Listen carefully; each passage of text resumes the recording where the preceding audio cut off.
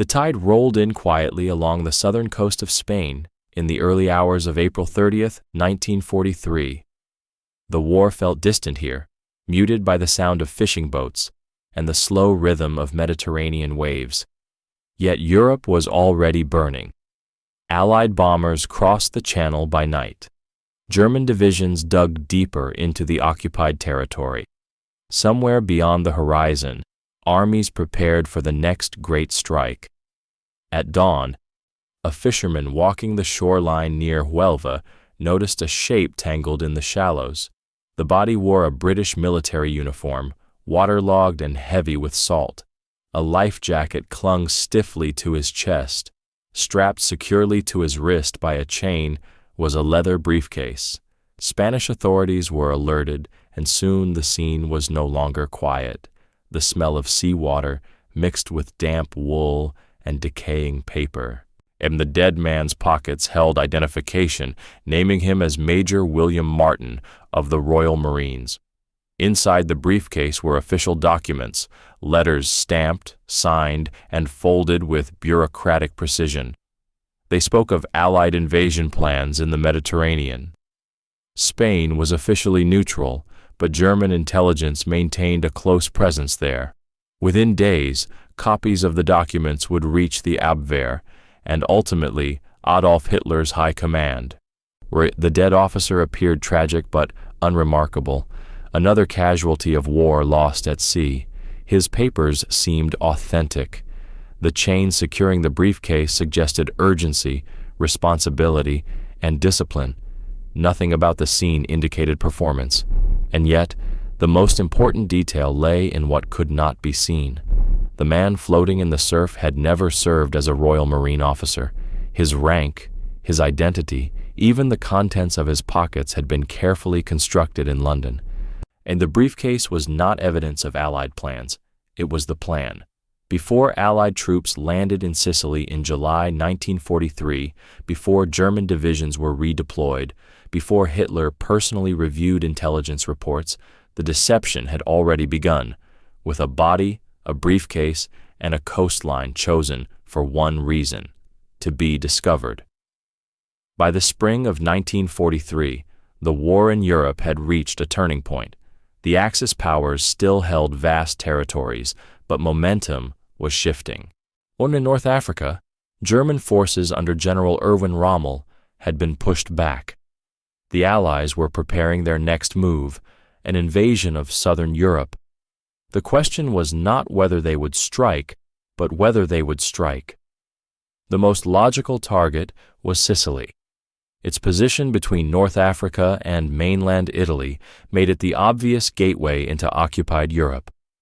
German and Italian commanders understood this. Coastal defenses were reinforced. Troop movements were monitored. Luftwaffe reconnaissance flights increased over the Mediterranean. So how could the Allies convince Adolf Hitler and the German High Command that Sicily was not the true objective? That was the central dilemma facing British intelligence in early 1943. Direct military deception required more than radio chatter or fake troop concentrations. German intelligence analysts were cautious. Reports were cross-checked. Sources were evaluated. The Abwehr, Germany's military intelligence service, had operated networks across neutral Spain, Portugal, and beyond. They did not rely on rumors. They relied on documents. The British needed something tangible, something official, something that could pass through enemy hands and survive scrutiny.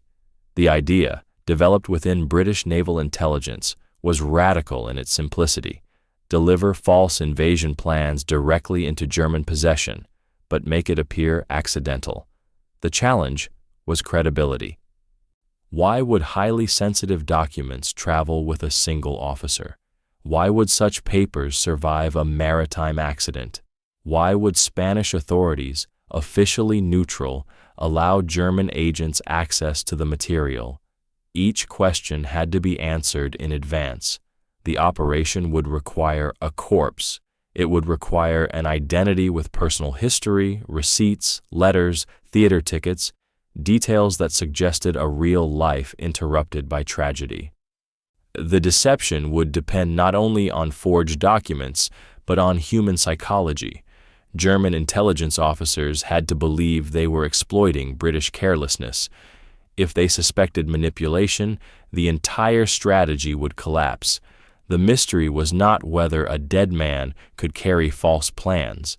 The mystery was whether Hitler's intelligence apparatus, known for its thoroughness and suspicion, could be persuaded to accept them as genuine.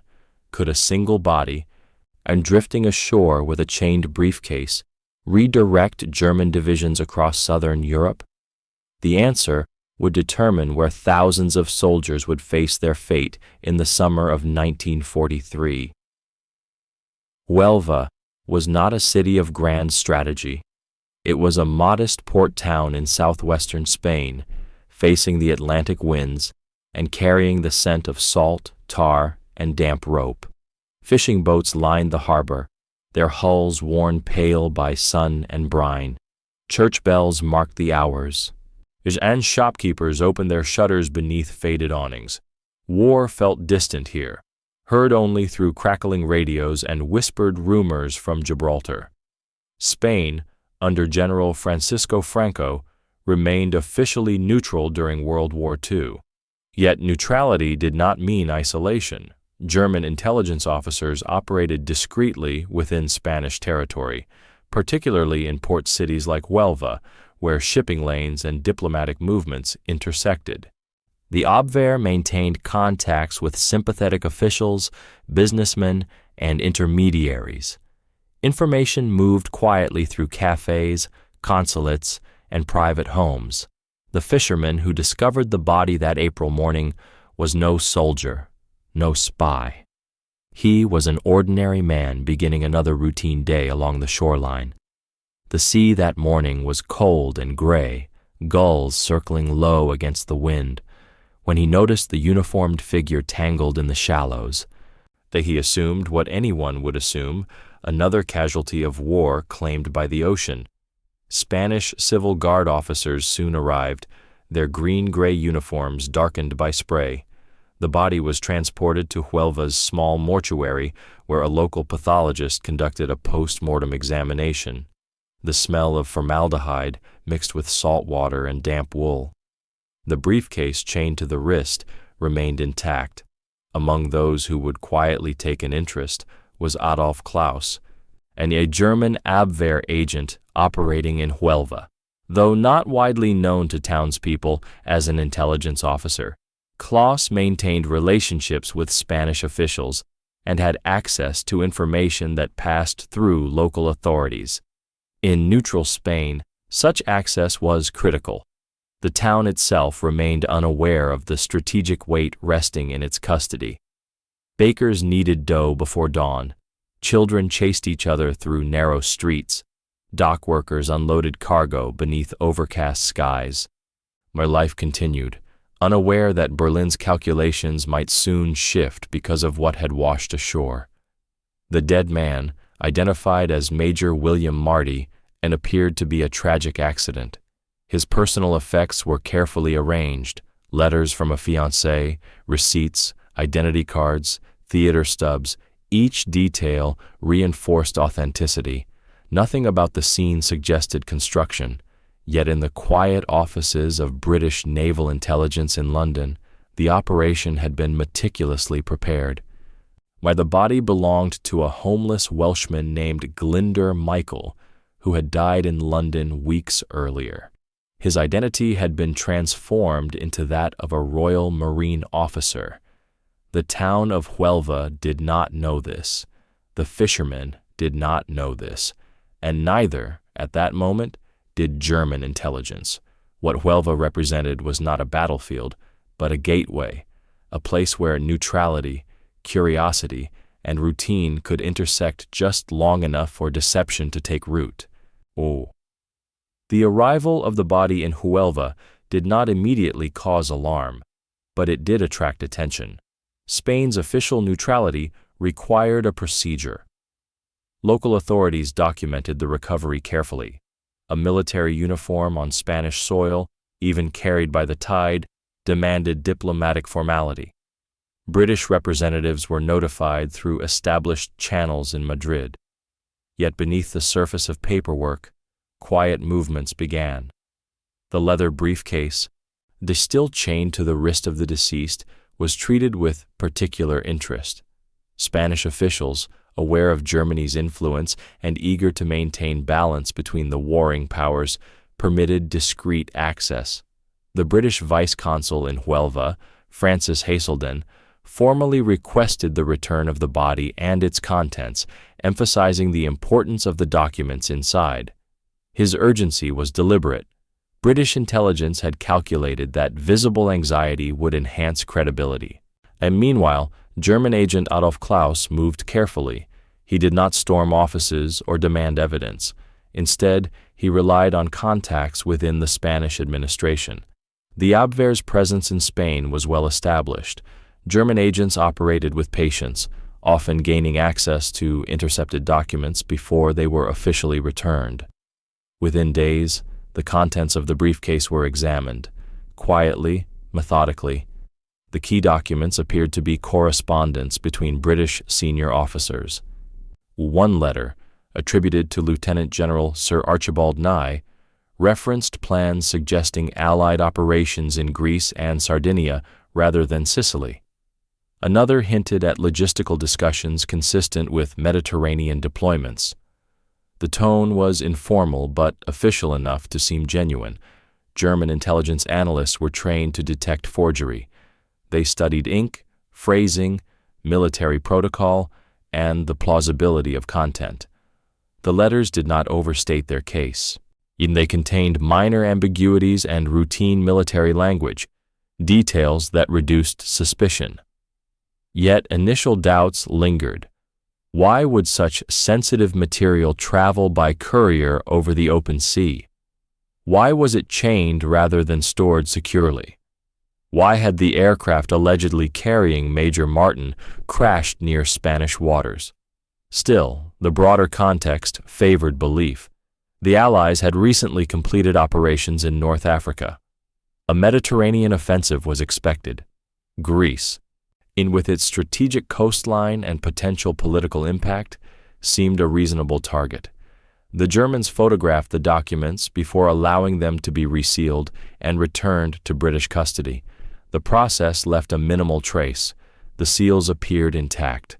From the outside, nothing seemed disturbed. In London, British intelligence awaited confirmation. Signals interception later indicated that Berlin had received summaries of the captured material. The deception had crossed its first threshold, and suspicion had existed, but plausibility had prevailed. The briefcase had not been seized.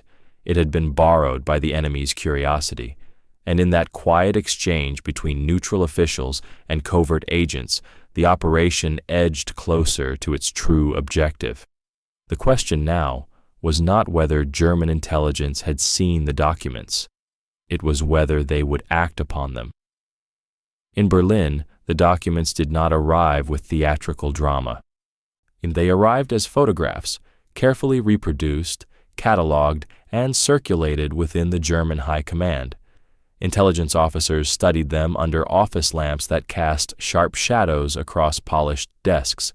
Cigarette smoke hung thick in the air as analysts compared language, signatures, and formatting against known British correspondence. The Abwehr, under Admiral Wilhelm Canaris, had experience with deception. The British counterintelligence operations had already disrupted several German networks in the United Kingdom. Caution was instinctive. The papers were not accepted blindly. They were evaluated against other streams of information. German analysts examined the tone of the letters. The phrasing between senior officers appeared natural, even slightly informal. References to previous meetings and logistical arrangements aligned with existing Allied movements in the Mediterranean. Importantly, the documents did not insist upon a single narrative. They implied a strategy rather than announcing it. Parallel to this review, signals intelligence units monitored British wireless traffic. Though the Allies maintained radio discipline, the pattern of communications around North Africa and the Eastern Mediterranean appeared consistent with preparations elsewhere. The deception was layered. It did not rely solely on the briefcase. Back in London, a British naval intelligence waited for confirmation that the documents had been accessed. Through intercepted German communications, part of the broader British signals effort often associated with Bletchley Park, there were indications that references to Greece and Sardinia were being taken seriously within German circles. The authenticity of the dead officer's identity also underwent scrutiny. German intelligence investigated Major William Martin's service record through indirect channels, and the British had anticipated this. Martin had been carefully placed within military lists, his identity traceable enough to withstand cursory examination. Personal letters found in his pockets, including affectionate notes from a fictitious fiancée named Pam, reinforced the illusion of a life interrupted. Every small detail functioned as corroboration. In Spain, the body was buried with military honors at Huelva's Nuestra Señora Cemetery. The ceremony itself was modest, attended by British officials. Its quiet dignity further strengthened the narrative of accidental loss rather than staged manipulation. For German intelligence, the evidence began to form a coherent picture. Allied forces, it seemed, intended to strike Greece, perhaps through the Balkans, while Sardinia might serve as a diversionary objective. Sicily appeared secondary. The deception did not shout. It whispered, and in intelligence work, whispers can be persuasive when they confirm what strategists already consider plausible. The investigation had not revealed obvious flaws. Instead, it produced cautious confidence. The trap, constructed from paper and patience, had passed its most delicate test: professional skepticism. Even as German analysts leaned toward belief, the success of the operation remained uncertain. In London, the planners of what would later be known as Operation Mincemeat understood that a single misstep could unravel months of preparation. If Berlin concluded the documents were planted, the consequences would be severe. Not only would the deception fail, but future intelligence efforts would suffer lasting damage. Within the corridors of the German High Command, debate continued. Some officers questioned the convenience of the discovery. The Mediterranean was already a focal point of Allied movement. Was this simply confirmation of expected strategy, or a deliberate attempt to mislead? Field Marshal Wilhelm Keitel and other senior figures reviewed the material. Reports circulated upward through structured channels. Ultimately, the information reached Adolf Hitler himself. The Führer had previously demonstrated a tendency to fixate on certain theaters of war, particularly the Balkans, which he considered strategically vital. And the tension lay not only in whether the documents were authentic, but in whether they aligned with Hitler's own instincts. Meanwhile, Allied forces quietly prepared for Operation Husky, the invasion of Sicily scheduled for July 1943. Troop movements intensified in North Africa. Landing craft were assembled. Aircraft were repositioned. The scale of preparation could not be entirely concealed. If German reconnaissance observed unusual concentrations near Sicily, suspicion might revive. But British intelligence reinforced the deception through additional measures. False radio traffic suggested planning activity in the eastern Mediterranean. Diplomatic hints were dropped subtly through neutral channels. The briefcase was not a standalone trick. It was one element in a coordinated misinformation campaign. In Spain, the risk had also been real. Had Spanish authorities insisted on retaining the documents longer, or had British officials appeared too eager, the narrative might have fractured. The controlled urgency shown by British diplomats had been calculated carefully. Enough concern to suggest authenticity, but not enough to appear theatrical. The greatest danger, however, lay in human unpredictability. German intelligence was not incompetent. It had uncovered genuine Allied operations before. And if a single analyst noticed inconsistencies in ink composition, phrasing, or protocol, doubt could cascade upward. The entire invasion timetable depended on where German divisions were stationed in July. Every day that passed without clear German reinforcement of Sicily suggested progress. But confirmation would only come through observable enemy movements.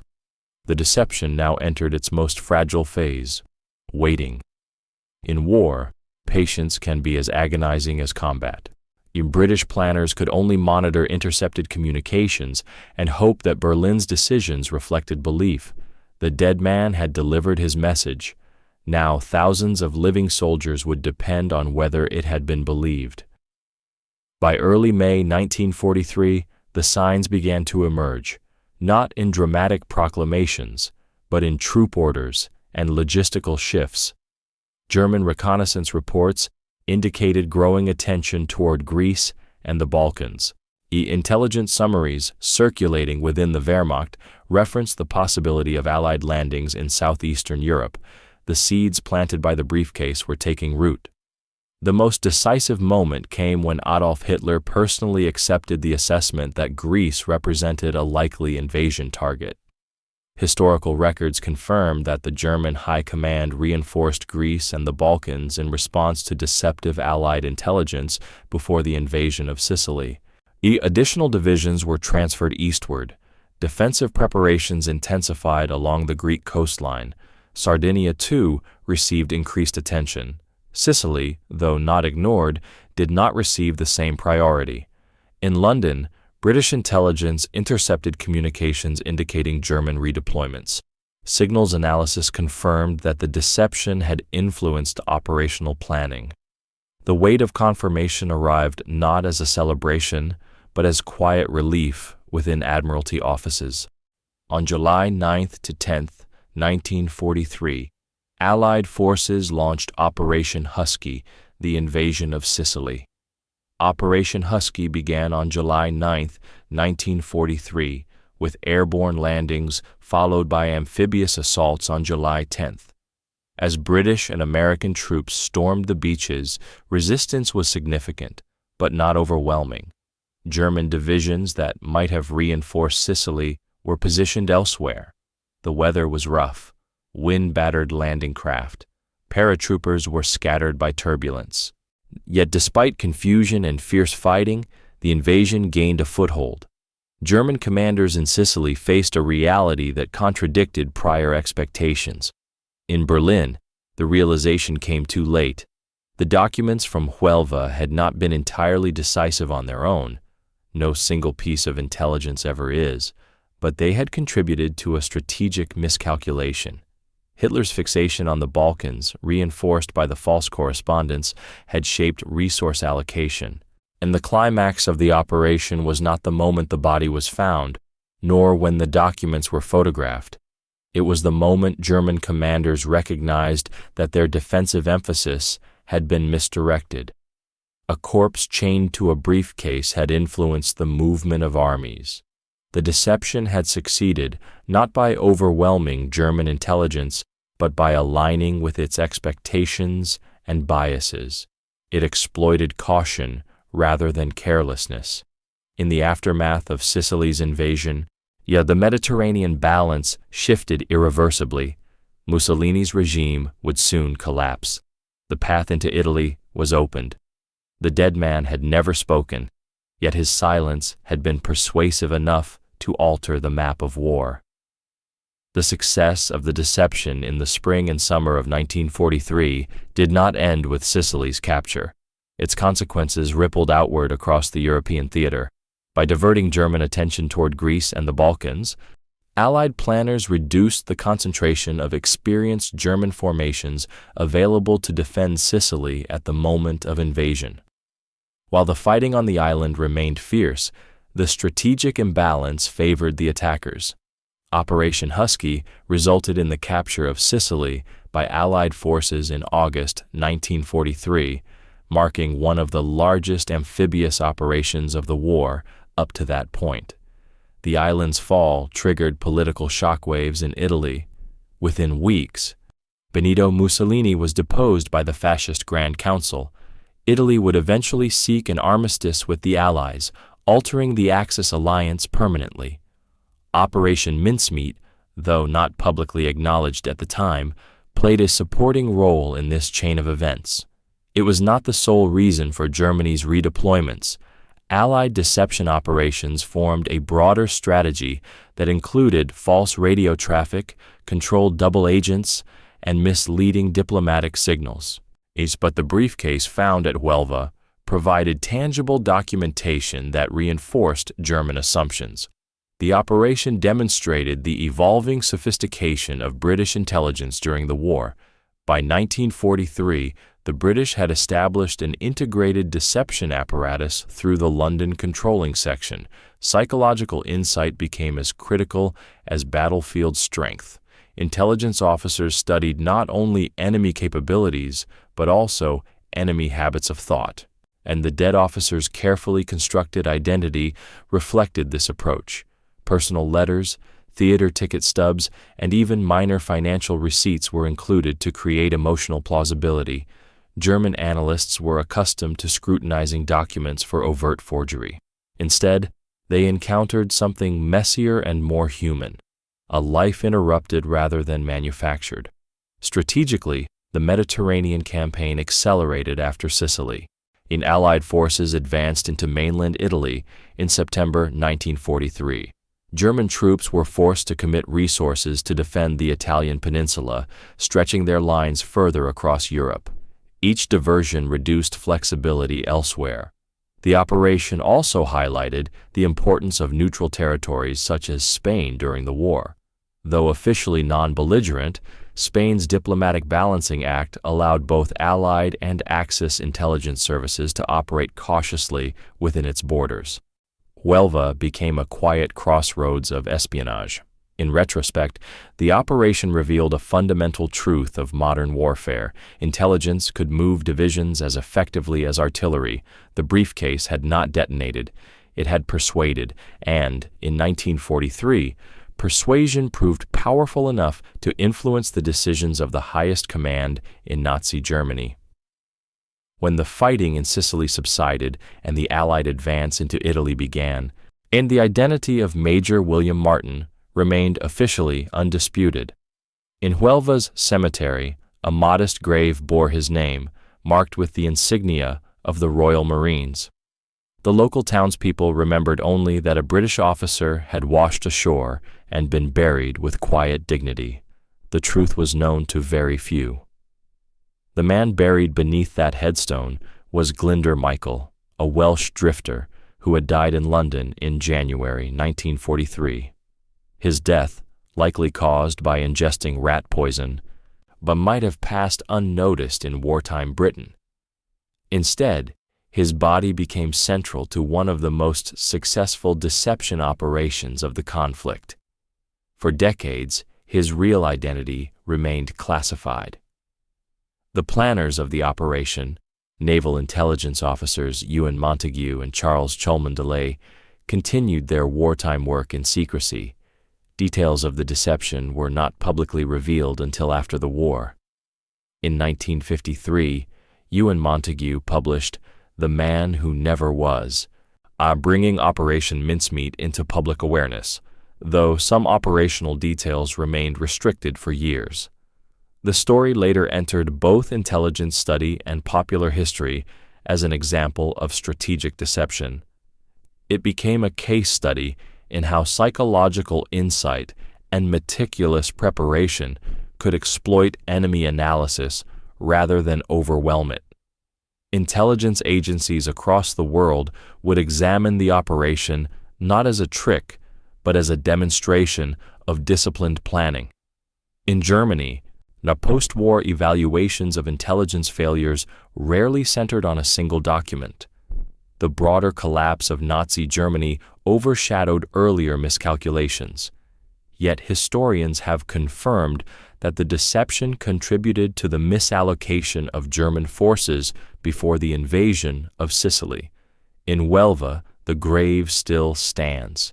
In 1998, the Commonwealth War Graves Commission officially added Glyndŵr Michael's real name to the headstone, acknowledging the man behind the alias. The inscription now reflects both identities, a quiet recognition of sacrifice and manipulation intertwined. Operation Mincemeat remains a reminder that war is not fought solely with weapons. It is fought with assumptions, with interpretation, with trust placed in paper and ink. The dead man carried no weapon, he fired no shot, yet the documents chained to his wrist helped shape the course of a campaign that opened Europe's southern flank. History often remembers generals and battles. But sometimes it turns because of a briefcase, a coastline, and a story convincing enough to fool an empire.